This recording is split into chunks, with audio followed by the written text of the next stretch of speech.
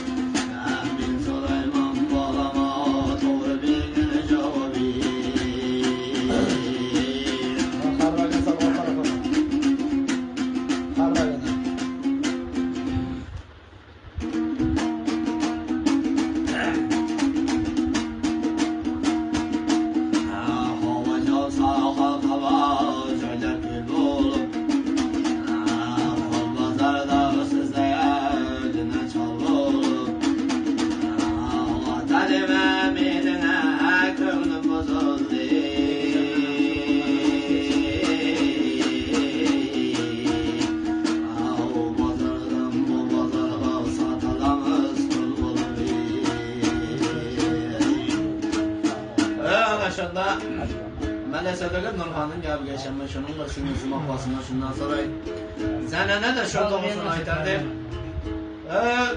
Gülnar balam senin əqəqini bilmədim. Minə yalğan aytma, çən aytma onu bilmədim. Sen doğrusunu ayt degəndə. Ana şunda Gülnar çəmli elə isə gəlib. Əvəsən atası isə gəlib, kel bir meydan açdım ataydı. Mədəsəvdəgən qarab rekord etdi. Ancaq gəlib.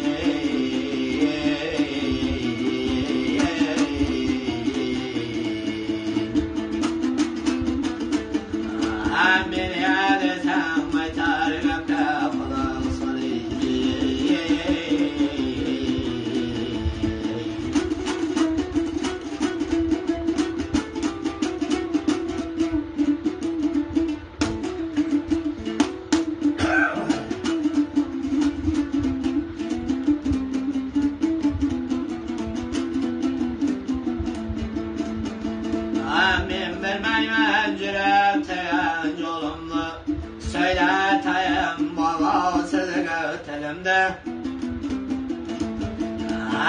gafleteyim oğladım min üleyim kolum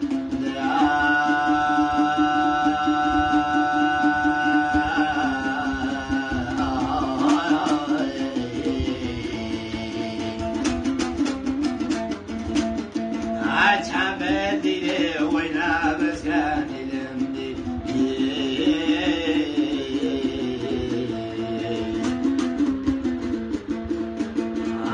Vaktaşmanım kök taştı çerpelekim cumduranı mama iştah olsun deyip darbazaları konduranı tezen gayra soğunu evle kölge indirgen Yunus mıskalı terini ne kakığa okunduranı vatağa yeger kaplağına ulutanı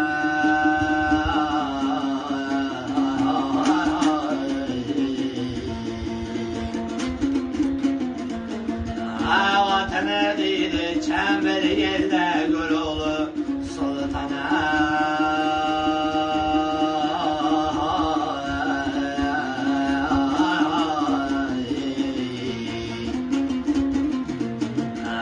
Beni